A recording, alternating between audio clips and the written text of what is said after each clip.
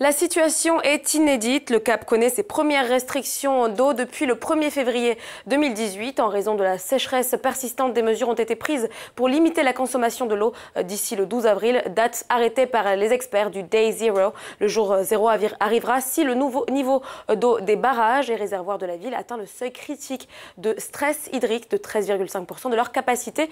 Mais quel pourrait être l'impact de la pénurie d'eau sur l'économie dans le Cap? Nous en parlons ce matin avec Ounati Sonouabile, professeur de management du tourisme à l'université de Tchouané en Afrique du Sud. Monsieur Ounati, bonjour. Alors, parlez-nous donc de cette crise, cette pénurie d'eau. Est-elle très grave? Le Cap a une géographie différente de celle du reste du pays. Il n'est pas alimenté par les grandes rivières qui se trouvent dans le reste de l'Afrique du Sud. Le Cap a connu une sécheresse drastique ces dernières années.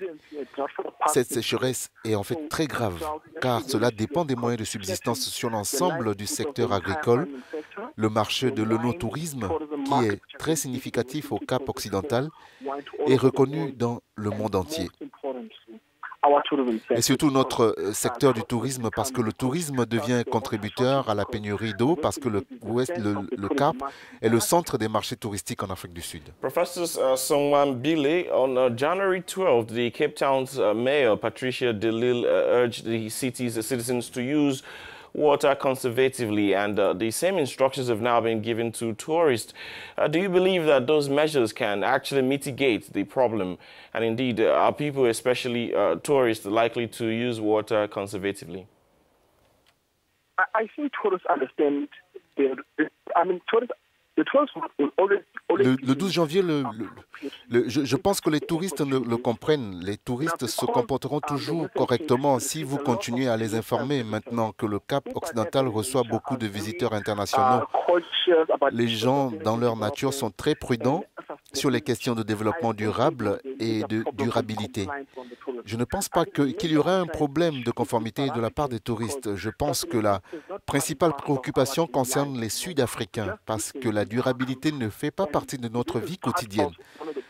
Mais il est vraiment temps pour nous d'informer le public que c'est une politique nécessaire d'informer le public sur cette façon de devenir durable, non seulement avec l'eau, mais aussi avec l'électricité et d'autres ressources naturelles. L'une des villes les plus touristiques d'Afrique du Sud, vous l'avez évoqué. Quel pourrait être l'impact de cette pénurie d'eau, de cette crise de l'eau sur l'économie de la région ?